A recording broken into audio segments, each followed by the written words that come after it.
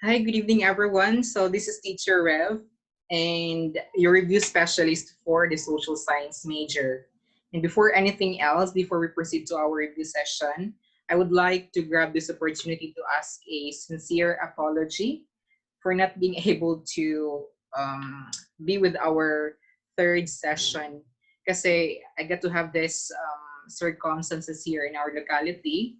Karon kami ng brown out for an hour. So as much as I would love to habol with our session for today, but I'm running out of time. So I decided to record na lang with our session for today. All right.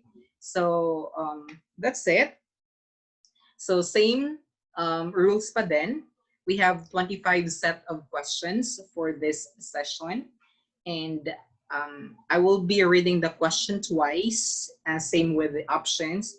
And later on, we'll reveal the question, the answer, and we will rationalize, all right? So I guess we're ready. All right, so proceed tayo immediately. Number 1. So when Joseph concealed the fact during marriage that he was homosexual, he committed the crime of blank. Again, when Joseph concealed the fact during marriage that he was a homosexual, he committed the crime of blank. So options are first, concubinage, letter B, adultery, letter C, fraud, or letter D, crime. The correct answer for this one is letter C, fraud. So if you can still remember with the questions regarding also about fraud with our previous sessions from sessions 1 and 2, this is actually related to them. So this is actually verbatim to the Executive Order number 209, series of 1987, or known as the Family Code of the Philippines, article number 46. So any of the following circumstances shall constitute fraud. Specifically section number 4 of this article. So it states there that concealment of drug addiction, habitual alcoholism, homosexuality, or lesbianism existing at the time of the marriage. So yun, these are considered as fraud. Now going back to the question, we have here options letter A and B, concubinage and adultery. So these two are actually the same. But the difference is concubinage refers to the man or husband who committed an affair or sexual relationship to a woman other than her wife, or his wife. So adultery naman, it's the other way around. It's the woman who commits sexual relationship to a man other than the husband. So in short, concubinage refers to the man who commits sexual affair to a woman, and adultery is a woman who commits a sexual affair to the other man. Excuse me. So that's it. So I hope that you were able to get that one. So please take note of the word concubinage and adultery. All right. So let's proceed. Yan. Question number 2. So when the court granted Pete and Jenny's separation from bed and board, this frees them from, again, when the court granted Pete and Jenny's separation from bed and board, this frees them from A, sleeping in one bed and one house, letter B, conjugal relations in same domicile, letter C, care for children, or letter D, share in financing. Now, if you can look at the options, one of them is actually an umbrella of the three other options. So the correct answer for this one is letter B, conjugal relations in same domicile. Bakit? Sleeping in one bed and one house is actually part of conjugal relation in same domicile, and also care of children and share in financing. So in short, letter B covers A, C, and D for the conjugal relation in same domicile. Actually, 4 options are plausible and can be an answer for this number or STEM, but we have your conjugal relation in same domicile is again an umbrella for this three other options. All right, so be familiar with this kind of question.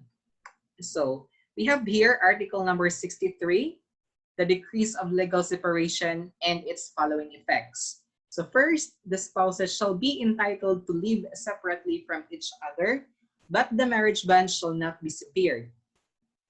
Section number 2, the absolute community or the conjugal partnership shall be dissolved and liquidated, but the offending spouse shall have no right to any share of the net profits earned by the absolute community or the conjugal partnership, which shall be forfeited in accordance with the provisions of Article 43, Section 2. And so Section 2 talks about financing, or I mean sharing of finances. And Section 1 actually is about the separation itself, all right? And we have here section number 3 from Article 63. The custody of the minor child shall be awarded to the innocent spouse, subject to the provisions of Article 213 of this code.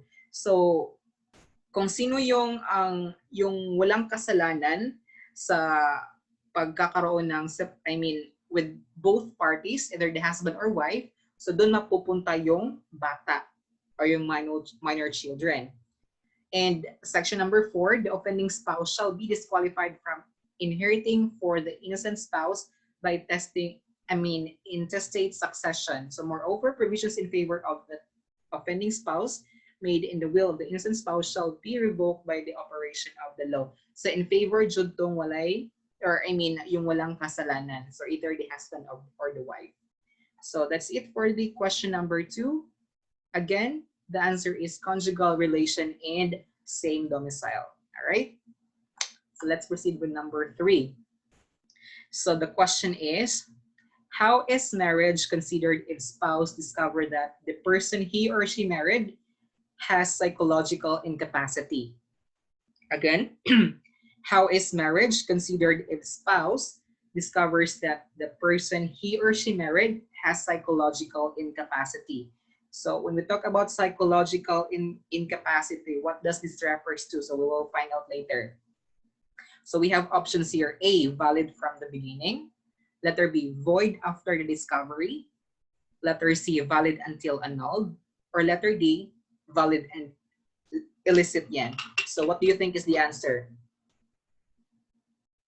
Now, our answer for this number is letter B, or void after the discovery. So we have here, again, from the Executive Order number 209 series of 1987, known as the Family Code of the Philippines. From the Article 36, a marriage contracted by any party who at the time of the celebration was psychologically incapacitated to comply with the essential marital obligation of marriage shall likewise be void. Ayan, please take note of the word void, even if such incapacity becomes manifest only after its solemnization. So going back to the question, so it is not verbatim which state only after its solemnization. So sabi dito, void after the discovery. So hindi ba lang yung term, mas mas pinadali yung term, void after the discovery. So same meaning pa din yan. So when it is psychologically incapacitated, when the partner is psychologically incapacitated, yung marriage will become void only after its solemnization, after the discovery. So psychologically incapacitated, so this is when the husband cannot fulfill the duties of being a husband, or the other way around, the wife. Yun. So examples like for example, when talking about this love conditions, that you're not able to give that one to your wife or husband, so that's part of a psychological incapacity. All right, so let's proceed. Number 4. All right, jump tayo sa comparative government. So again, this is actually law-related studies, and let's jump to the comparative government. All right, so political parties in Malaysia are viewed as being not modern because they are comprised by blank individuals and groups. Again, the political parties in Malaysia are viewed as being not modern because they are comprised by blank individuals and groups. A, conservative. B, elitist. C, interest. D, religious. Okay, our answer for this one is letter C, interest, individuals, and groups. So what are these interest groups, or other terms, special interest group or pressure group?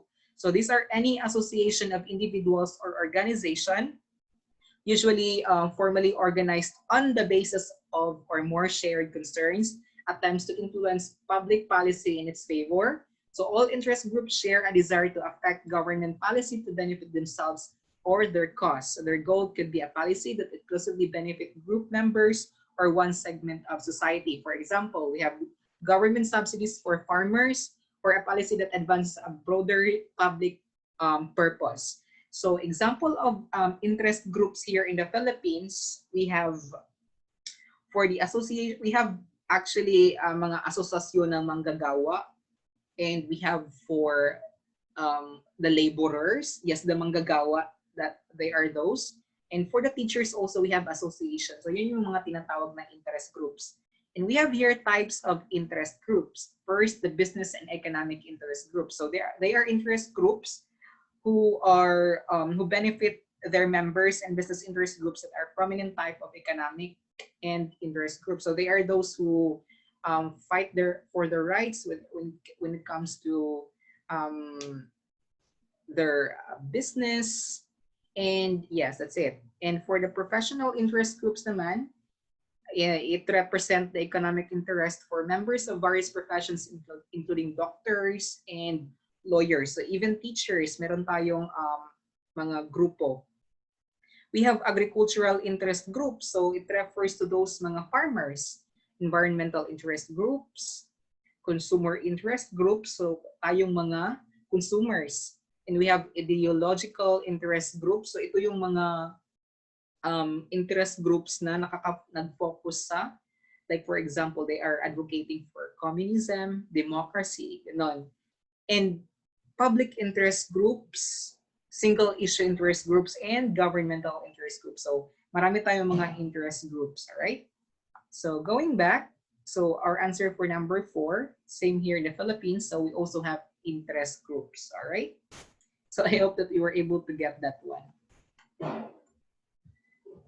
So next tayo, okay, number 5, the Hispanic Governor General ruled like a monarch in the Philippines and Marianas, Carolines, and Palaos, then part of the Hispanic Philippines for many reasons, except, again, the Hispanic Governor Generals ruled like a monarch in the Philippines and Marianas, Carolines, and Palaos, then part of the Hispanic Philippines for many reasons, except. So our choices are letter A, act as president of the Royal Audiencia. Letter B, directly appoints parish priests and settle religious controversies. Letter C, appoint and receive ambassador from the other countries. Or letter D, complace veto power over Hispanic law in the Philippines. So we are talking about Governor General during the time of the Spanish era in the country. So sabi dito, alin daw yung, it refers to actually the functions of Governor General. So the questions here, take note of the word except. Alin yung hindi kasali? So the correct answer for that one is letter B. Directly appoint parish priests and settle religious controversies. So we have here actually the functions of Governor General in the Philippines during the Spanish period. First, it is the king's official representative to the colony. Second, issue superior decrees, president of the Audiencia, which is the highest court in the colony, and the vice-royal patron in the Philippines, which means that he can appoint minor officials and parish priests, and a commander-in-chief of the armed forces. All right, one quick moment here lang ha.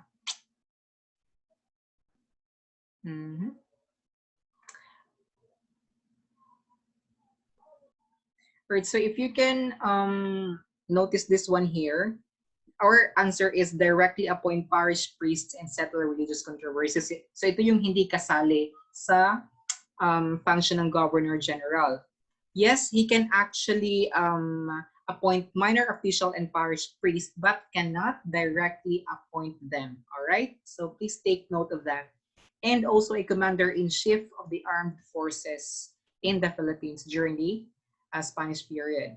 And we have here, actually, we're talking about complace. So this is the right of the governor to suspend the operation of the royal decree coming from the king in his opinion to said order would not be beneficial to the colony. So the usual formula in exercising the right to complace was this famous dictum here: I obey but I do not comply. So there are instances kasi before na may mga iniutos yung king galing sa Spain. Like for example, si King Philip, meron siyang mga decrees na binibigay sa mga governor generals, and the governor generals have this complace. They have the right to suspend the royal decree.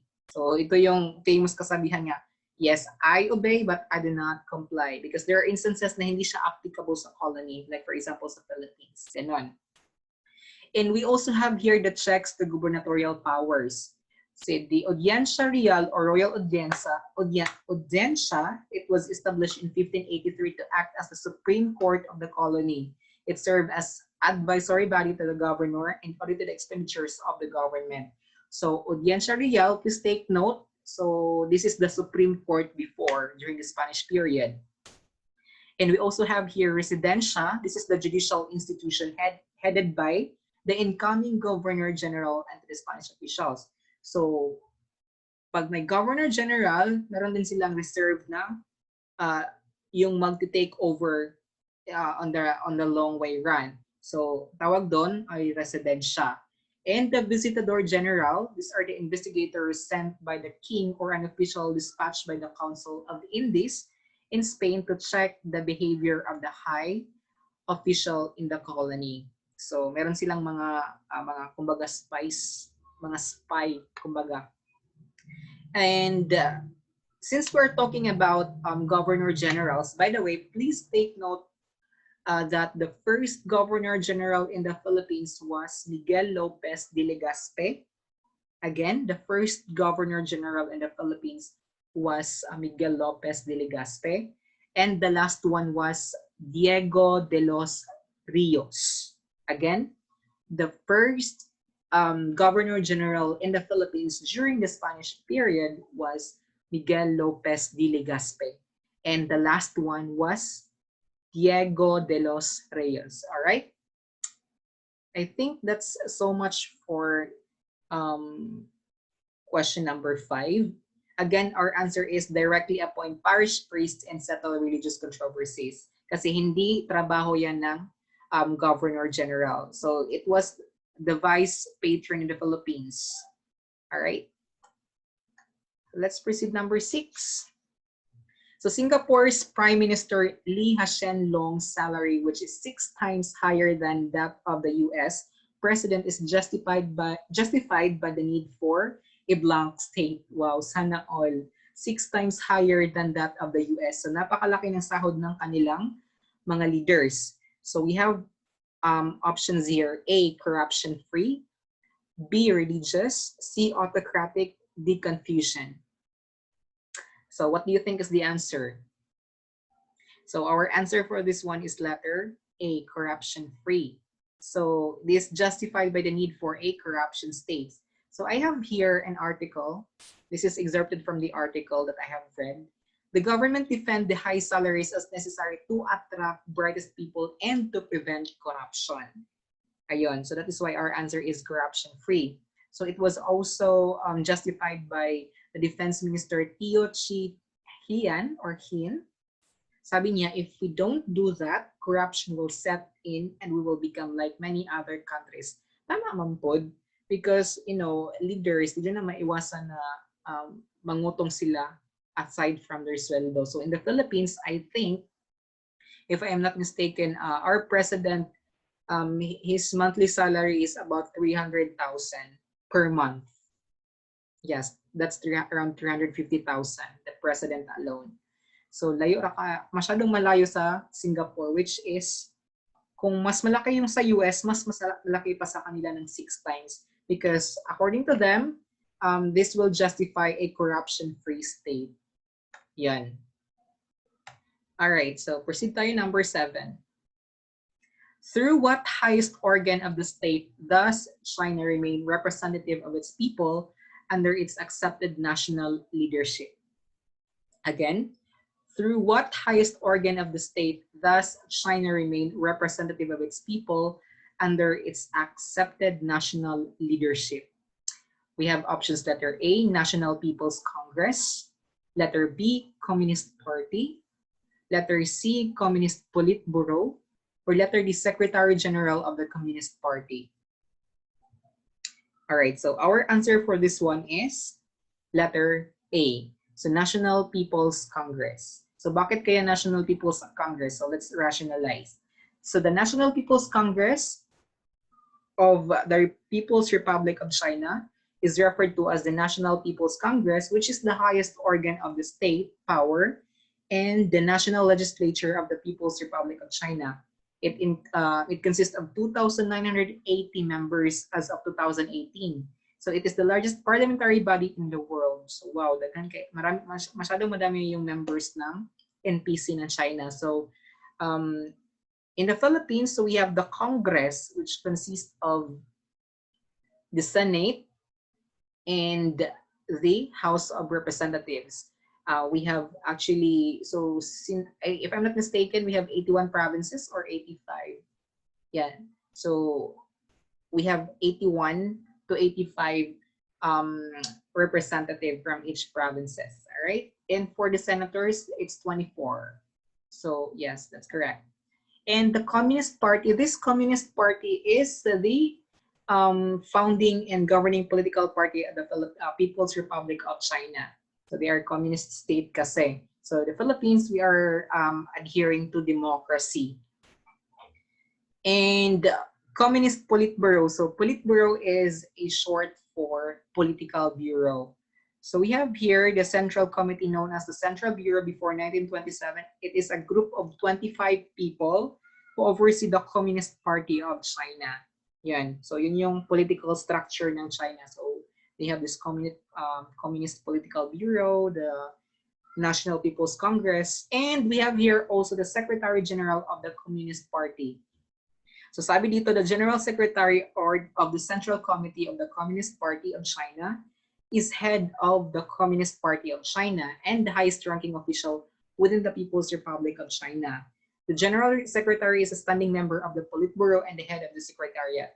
So it refers to their president. So we have here the Xi Jinping is the current president of China. So siya yung Secretary General of the Communist Party as well. All right. So yun, our answer for number 7 is letter A, the National People's Congress, which is the highest organ of the state of China. So number 8, China pa din. So in China, blank government builds the consensus among party leaders, influential party members, and the people. Again, in China, government builds the consensus among party leaders, influential party members, and the people. All right, so we have here options letter A, local, B, district, C, central, or D, provincial. So what do you think is the answer?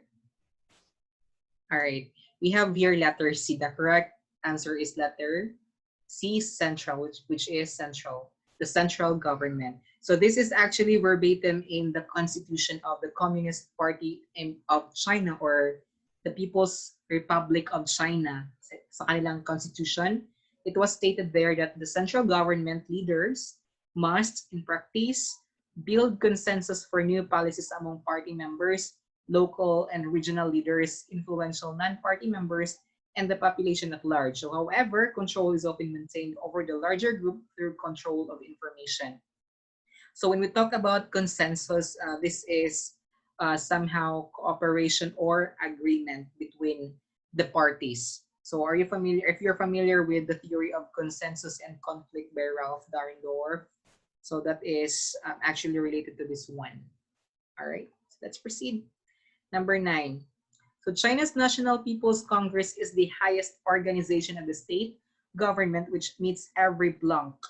Again, China's National People's Congress is the highest organization of the state government, which meets every A, week, B, month, C, year, D, day. All right, so we're referring to the National People's Congress again. So the question here is, ilang beses daw sila nagmi-meet? So we have here the correct answer is every year. But as I have searched here, I have seen that the National People's Congress meets in session once a year. So hindi siya talaga close to the answer kasi every year, hindi sa specific kung every year, once a year. So that this is supposedly once a year, but this is the closest answer to the question. So just focus on the highlighted word, the bold, italicized, and underlined word. All right? So the National People's Congress meets in session once a year. So ito yung mahirap sa atin, no? So we have to read a lot about also the government of other countries, specifically in Asia, in some parts of Europe, Americas, even Africa, and South America. Kasi this is actually part of our major. All right? So laban lang tayo, guys. Let's proceed. Number 10. So despite many successful reforms, President Obama was described as the lame duck president because of blank by the Republican Party. Again, despite many successful reforms, President Obama was described as the lame duck president because of blank by the Republican Party. Now, we have here the word lame duck. So the options are A, ban control, B, power politics, C, veto power, or D, denial plot. And the answer for that one is letter B, power politics. So going back, President Obama was a Democratic Party. And yung successor niya, which is Donald Trump, is a Republican. So what is a lame duck, by the way? Bakit tinatawag siyang lame duck? So it is actually just the term used to describe an outgoing president whose successor has already been elected. So this is in the case of Trump. So pinapasaringan niya si Trump, si Obama na isang lame duck. So it insinuates the reduced level of power that the preceding president has in the case of Obama. Kasi wala na siyang power as president. So yes, gina-term siya as lame duck. So we have here fun facts. Saan nanggaling yan yung term na lame duck? The term is said to date back to England in the 1760s, originally referring to the people who defaulted on their stock market debts. So yun yung mga walang power or palubog na, yun yung mga lame ducks. But actually, Obama actually have a lot of contributions to US during his term. A lot. So one of those, if I am not mistaken, is yung with regards to the migration, yun, niluwagan ni Obama yung migration sa US. And here comes Trump during his reign. Hindi na niya inaalaw or nililimit na niya yung mga nagma-migrate sa US. Kasi yung US actually hindi na mga pure US citizens. Ang daming mga migrants doon, mostly mga Indians, Filipinos, and mga iba't ibang tao from different walks of life from other countries also. All right? So yes, again, the correct answer for that one is power politics. So if you're wondering bakit power politics, an answer, because of this power of the successor in the case of Trump. Kasi wala ng power si Obama, which is the preceding president. Kaya yan yung answer, power politics. So again, take note also that President Obama was a Democratic Party and President Trump was in Republican Party. All right? Yan, so lame duck. Okay, number 11. So these were the effects of Thailand's 2014 National Council of Peace and Order Military Junta except. So alin dito ang hindi kasali sa choices? Again, these were the effects of Thailand's 2014 National Council of Peace and Order Military Junta except. So this military junta here in the Philippines is yun yung mas commonly known as kudita. Yan yung sa kanila. And what do you think is the answer? Alin dito ang hindi kasali? Let's reveal. It's option letter C, cessation of economic life. So though nagkaroon ng kudita sa kanila, which is very actually common sa Thailand, hindi naman humihinto yung kanilang economic life, except that they are banning political gathering, nationwide curfew, and inaaresto nila yung mga politicians na against sa kanila. So as a matter of fact, actually, Thailand, parang na-discuss na ito earlier, kasi they actually have 20 constitutions. So if my memory serves me right, yes, they have 20 constitution compared to the Philippines, which you only have 4 recognized constitution since the start, since the Malolos Constitution or the Biak na Bato Constitution. That was during the time of Aguinaldo. So imagine how obsolete our constitution. So yes, if I am not mistaken, 1987, and we are now 2020. So it's 33 years na actually yung constitution natin. So there are provisions na needed na mawala, and also may mga provisions na dapat i-insert yung mga applicable today. All right? So, bakit nga ba nag-take over yung military in 2014? So, it was justified by the government to restore the order and enact political reforms. Kasi during that time, napaka-chaotic ng Thailand as always. So, ever since, if I'm not mistaken, 1932, that was during, yun yung start ng military juntas nila or koditas, kasi whenever they don't like the government, they are going to overthrow them and using this military force or the junta. Yun yung ginagawa ng mga Thai. Kaya nagkakaroon sila ng, today they have actually 20 constitution just because of this military juntas. That's the fact. And also Thailand is currently in a political mess. That was way back 2014. So actually, I have read this current news also about Thailand, and they were protesting for their government kasi it was then served again with the military. So I cannot remember exactly what's the reason behind, but it seems similar to what happened in 2014. So the country has been in the grip of unrest for months, with the opposition saying the democratically elected government must go because it is corrupt. So a member of the people have been killed in the violence. So ganun kalala sa Thailand, even up until today. So ano yung effects? Yan, banning on political gatherings, the nationwide curfew, and arrest of the politicians. So ganun sa Thailand. So hopefully hindi ganyan sa Philippines. Alright. So yes, tapos na tayo sa comparative government. Let's move forward to world history. Yan. Okay, number 12 na tayo. The question is, the fearless head of the Huns from Mongolia, who became the king of Hungary, was, again, the question is, the fearless head of the Huns from Mongolia, who became the king of Hungary, was, this is memorization, guys, since history. So it requires reading talaga. So please take note. The correct answer for this one is Attila. Now, sino si Attila? Yan si Attila, or Attila the Hun. So Attila the Hun, 5th century king of the Hunnic Empire, devastated lands from the Black Sea to the Mediterranean, inspiring fear throughout the late Roman Empire. So he was dubbed as Flagellum Dei, so meaning scourge of the god in Latin. So Attila consolidated power after murdering his brother to become sole ruler of their Huns, expanded the rule of the Huns to include many Germanic tribes, and attacked the Eastern Roman Empire in war's extraction. Now, ito si Attila is the head of the barbaric tribes from the north. And actually, if I am not mistaken, ang kanyang brother na pinatay was Belda.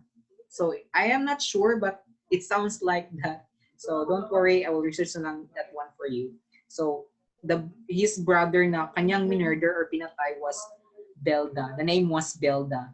And actually, this Attila was from Eastern Asia or from East Asia na nag-migrate dun sa Europe, particularly sa Hungary or sa Han. So they're among the barbaric tribes of Europe who conquered or who attacked the Roman Empire. It was Attila. All right. So again, it was Attila, which is the head of the Huns from Mongolia. Okay. And si Genghis Khan, of course, who would forget or sino ba yung hindi makakilala sa kanya? The universal ruler. So it was Temujin, ang kanyang real name.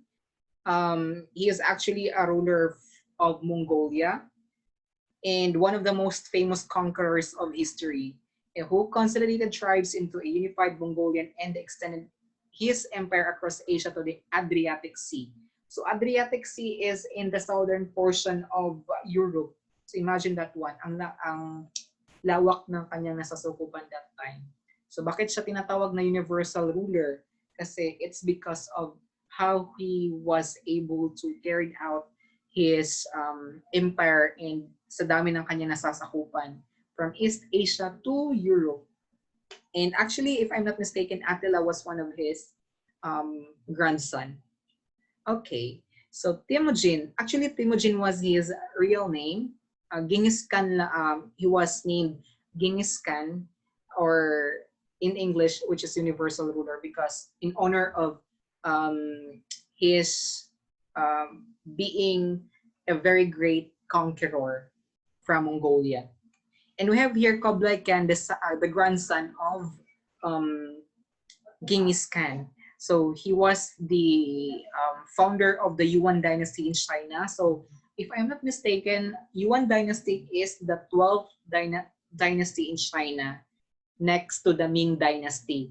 So actually this Yuan dynasty is the very first, or I mean Kublai Khan was the very first non-Chinese who ruled the whole Chinese land, all right, after the Ming dynasty. That's correct. And yes, we have here, he founded the Yuan dynasty in China as a conquest dynasty in 1271 and ruled as the first Yuan emperor until his death in 1291. So Kublai was the fourth son of Tuloy and a grandson of Genghis Khan. Yes, apo siya ni Kublai Khan. And also, we have here, sino si Uduacer? Uduacer was a soldier or and was the first king of Italy also. His reign marked the end of the Roman Empire and he deposed the last emperor Romulus Augustus on the 4th of September. So siya si Odoacer. Yan yung mukha niya. So going back pala sa Kublai Khan, since we're talking about China, actually the last China, please take note of that. I mean, the last dynasty of China was Qing dynasty. And the last emperor, please take note also, was Po Yi. So it was the time na naabutan sila ng phase ng colonization and imperialism ng Europe. So ito na yung time na nagkakaroon ng sphere of influence ang China, yung nagkakaroon ng Opium Wars. So it was Po Yi. So please take note of that. Po Yi was the last emperor of China from Qing dynasty. So spells Q-I-N-G, Qing dynasty. So iba yung Qin sa King because we have Qin dynasty or Q-I-N. So if I'm not mistaken, then din yun na-derive yung name ng China. Kasi may iba siyang katawagan, Qin or Qin. Alright? So again, the last emperor of China was Po Yi. And the last dynasty was the Qing dynasty. Alright, so that's it. Proceed tayo. Number 13. So the question is, so this is more on, the question is current, anong tawag doon? Yes, yung current events. All right. So what is feasible move to stop the conflict that endangers lives in the southern Philippines? So this is actually a fresh question for fresh events in the Philippines. What is the feasible move to stop the conflict that endangers lives in southern Philippines? So we have here options A, peace talks, B, federal autonomy to regions, letter C, enlist Muslim fighters in AFP, or letter D, reconciliation among religions. Now, please take note of the word religious from the, feasible from the question. So when we talk about feasible, meaning practical, so among the options below, alin yung pinaka-practical na option dyan? So the correct answer is federal autonomy to regions. So if you're wondering why not peace talk, because peace talk can be one of a move, but not that feasible compared to given, the federal autonomy to regions. So by the way, let's go back. So let's trace back what is the root cause of Mindanao conflict, particularly in the southern Philippines. So it was the migration of the Filipinos from the northern and central regions of the Philippines to Mindanao, which led to conflicts. So sabi dito sa 2005 PHDR, they explains that the Muslims resented to the loss of their lands, including those idle but which formed part of their traditional community. Kasi, nung dumating yung mga Bisaya or even yung mga taga Luzon, so this was the time of Manuel Quezon ata, yung homestead, if you are familiar with homestead, nung pumunta yung mga taga North at yung mga kabisayaan sa Mindanao to acquire lands. Alright? Yun yung isa sa reason bakit nagkakaroon ng conflict sa Mindanao. And the Muslim majority region of Mindanao, or the Bangsamoro, has approved in a plebiscite creation of a new system of autonomy that will grant in a relatively large margin of self-government vis-a-vis the government of the Philippines. So ito yung, they were given the autonomy to rule their own government. Ayun. And the Bangsamoro officially, the Bangsamoro Autonomous Region in Muslim Mindanao, or BRMM, so it was ARMM before, is an autonomous region located in the southern Philippines. It was inaugurated on March 29 last year, 2019, so please take note of these dates. And the plebiscite was created on the 21st of January the same year also. It includes 2,590 barangays, including 63 in a special geographic area in Cotabato. So the legislative districts, we have 8, and it was turned over last 26th of February last year, also 2019. So the provinces included, we have Basilan, Lanao del Sur, Maguindanao, Sulo, and Tawi-Tawi. So please take note of them also. And we have the basis for creating this Bangsamoro Autonomous Region. So please be familiar and take note of this one also kasi maaring lalabas ito sa board exam. We have Republic Act number 11054. Again, Republic Act number 11054, or known as an act providing for the organic law for the Bangsamoro Autonomous Region in Muslim Mindanao. So ito yung title, as you can see in the slides. And the purpose is to establish a political entity, provide for its basic structure of government in recognition of the justness and legitimacy of the cause of the Bangsamoro people and the aspiration of Muslim Filipinos and all indigenous cultural communities in the Bangsamoro Autonomous Region in Muslim Mindanao to secure their identity and posterity, allowing for meaningful Sikh governance with the framework of the Constitution and the national sovereignty, as well as the territorial integrity of the Republic of the Philippines. So ito yung nag-justify kung bakit nagkakaroon ng madaming away before, particularly in the Muslim areas of Mindanao. It's because of that particular reason. So we're happy that this was it was becoming a law. I mean, it is now a law, and they were given this freedom to rule their region. So we have here Bangsamoro Autonomous Region in Muslim Mindanao. All right. So much for that. Again, the feasible move to stop the conflict that endangers lives in southern Philippines was to make it federal autonomy. All right, just like the creation of the Bangsamoro of what's the title for that? Bangsamoro Autonomous Region in Mostly Mindanao. So number 14, how can domestic violence be minimized? Again, how can domestic violence be minimized? Option letter A, heavier tax on alcohol. B, stronger anti-illegal drug drive. Letter C, award for the best father and mother. Or letter D, effective education on the family. So what do you think is the answer? Ayan. The correct answer is effective education on the family. So we actually have here, it could be these options actually are possible, letter A, B, and C, but it is education. Ito yung pinaka-goal natin for us to be able to minimize or even eradicate this domestic violence. So by the way, what domestic violence is, it is any behavior, the purpose of which to gain power and control over a spouse, partner, a girl, a boyfriend, or intimate family member.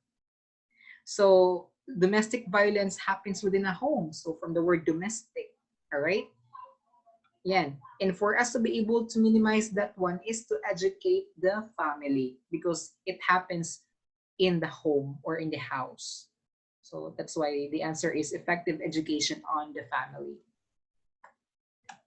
All right, so number 15 tayo. So what initiative is needed to prevent exploitation of children workers? Again, what initiative is needed to prevent exploitation of child workers? We have options here: scholarship, B, subsidy for children, letter C, socio-economic package, or letter D, stricter law against child exploitation.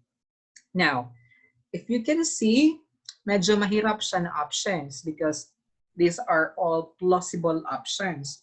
But if you can notice, we have here among the four options, one of the option is the umbrella or yung pinaka mamigat ni answer dyan, which is saklaw niya yung other answers.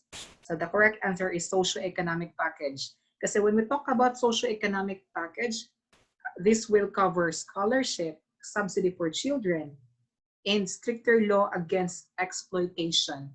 That will cover socio-economic package will cover three of them, actually. And we also have the Republic Act. Please take note of this one, 7610, or the Special Protection of Child Against Abuse, Exploitation, and Discrimination Act. So this protects the children. And also Republic Act 9231, an act providing for the elimination of the worst forms of child labor and affording stronger protection for the working child, amending for this purpose. So it was an amendment for the RA 7610, the RA 9231. So actually the legal age for a child to be a part of the workforce or the labor force is 15. So below that, so we can actually, or the company or those who employed children below 15 can be filed case against this Republic Act 7610 because that is child labor, exploitation, and even child abuse. All right. So some forms of child abuse includes human trafficking, yung prostitution, and even yung mga bata na ginagawang runners ng mga yung sa drugs. Yun. It can be against this law 7610, Special Protection of Children Against Abuse, Exploitation, Discrimination Act. So please take note of these acts also. Again, the answer is socio-economic package. So this is an umbrella of this three other options. So ganyan lang guys. So if you think, just a tip lang din, if you get to have encountered this kind of question and feeling nyo tama lahat yung answer, kasi like just like this, you have to choose yung pinaka-ideal na answer kasi yun yung pinaka-tama. So socio-economic package, yan yung pinaka-ideal eh. Scholarship, that includes the socio-economic package. Subsidy for children, that includes the socio-economic package as well as stricter law against child exploitation. All right? So I hope that you were able to get that one. So let's proceed to number 16.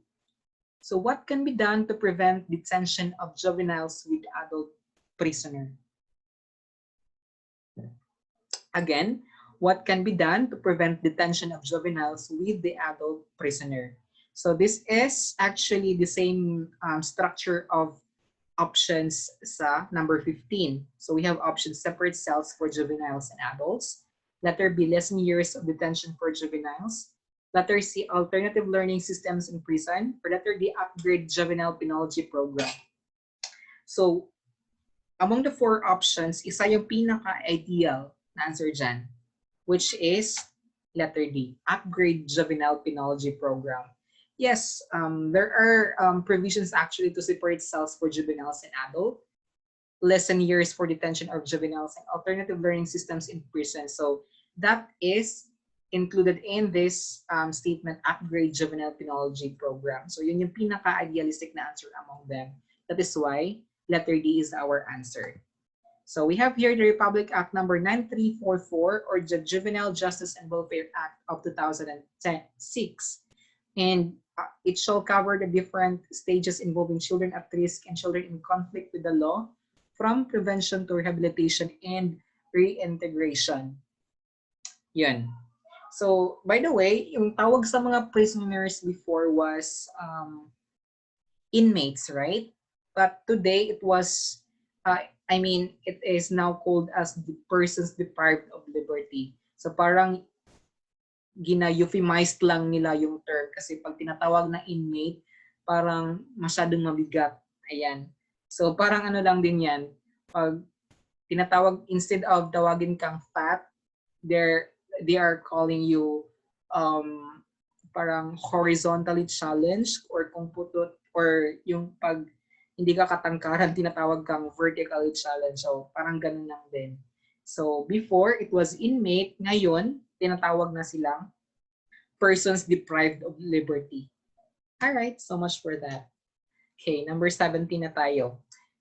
The question is, how should the International Covenant on Civil and Political Rights be received by the Republic of the Philippines government? Again, how should the International Covenant on Civil and Political Rights be received by the Republic of the Philippines government?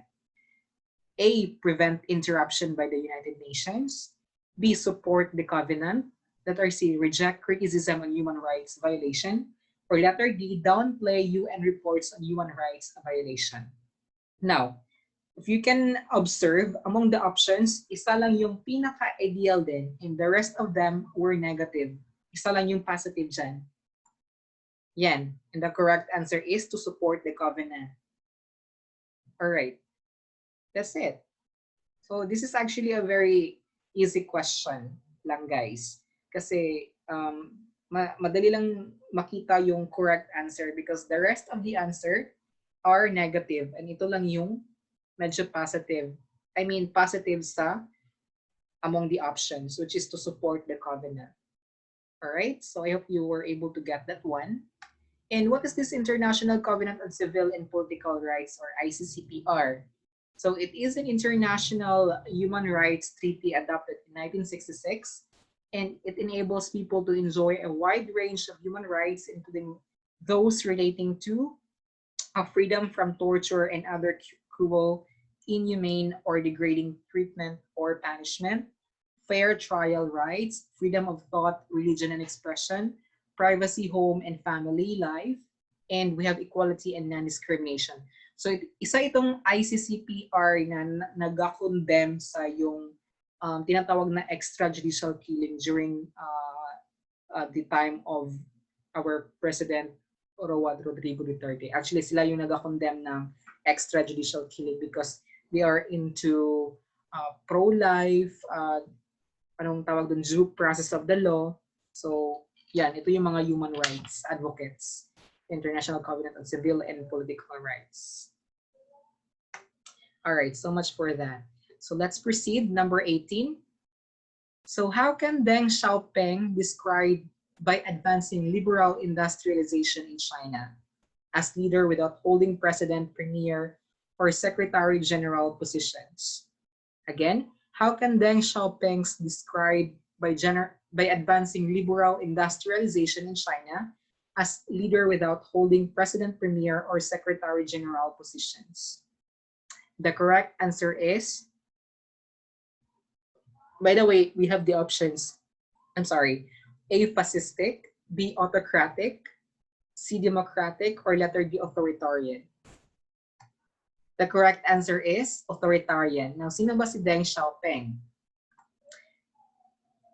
So Deng Xiaoping is actually a Chinese communist leader who was the most powerful figure in the People's Republic of China from the late 1970s until his death in the 1997. So though he is a Chinese leader, or I mean a communist leader, but he was able to actually incorporate this ideology of democracy, was able to incorporate elements of free enterprise system and other reforms in the Chinese economy. So, negate niya yung mga old ways ng communism, and in his ways, he incorporate yung system ng free market system ng anong tawag dito? Capitalism. Yun. And also, if you're familiar with one-child policy, so it was Deng Xiaoping who were able to formulate that policy. All right? And we have here, please focus on the italicized and bolded letters with regards to to his contribution or legacy. Deng restored China to domestic stability and economic growth after the disastrous excess of Cultural Revolution. So Cultural Revolution was, if you're familiar with yung Tiananmen, anong tawag doon, yung Tiananmen protest wherein ang daming students na namatay.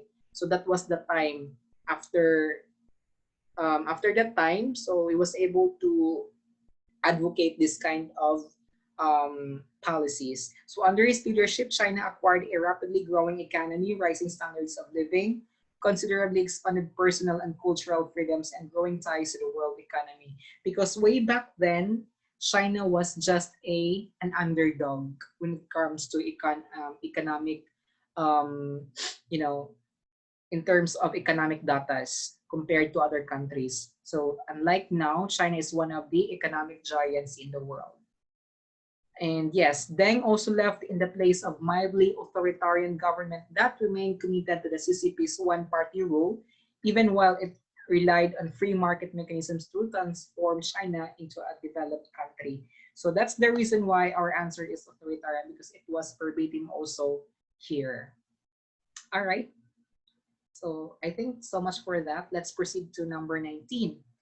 So among achievements of Mikhail Gorbachev as Nobel Prize awardee for peace, which is most prominent in his effort to prevent a wide-scale war using weapons of mass destruction? So sino na naman yan si Mikhail Gorbachev? So in Russian kasi siya, letter V is pronounced as F. So hindi siya Gorbachev, kundi Gorbachev. Again, babasahin ko yung question. Among achievements of Mikhail Gorbachev as Nobel Prize awardee for peace, which is most prominent in his effort to prevent a wide-scale war using weapons of mass destruction. Or option A, end of 9-year-long Russian occupation of Afghanistan. Letter B, 1987 Intermediate Range Nuclear Forces Treaty. Or letter C, advocate of strengthening private economy in Soviet Union. And or letter D, the fall of Berlin Wall and reunification of East and West Germany. So actually the options are the contributions of Mikhail Gorbachev. But one of the options is yun yung nag-contribute kung bakit siya nanalo ng Nobel Prize in 1990. So the correct answer is the 1987 Intermediate Range Nuclear Forces Treaty. So ano ba yung Intermediate Range Nuclear Forces Treaty? So it was an armed control treaty between the United States and the Soviet Union. So US President Ronald Reagan and Soviet General Secretary Mikhail Gorbachev signed the treaty on December 8, 1987. Kasi after World War II, nagkaroon ng Cold War or alitan itong US at saka Russia, because they have this mga provisions sa kanilang mga agreements before na hindi sila nagkakaintindihan. So ang nangyari, they were planting this nuclear bombs anywhere sa territories, bawat territories. Like for example, US were planting nuclear power plants in Cuba. So anytime, so pag natitrigger sila, sasabog talaga yon. So through this Intermediate Range Nuclear Forces Treaty, it was then the reason bakit hindi yun nangyayari. And that was through Mikhail Gorbachev by his effort.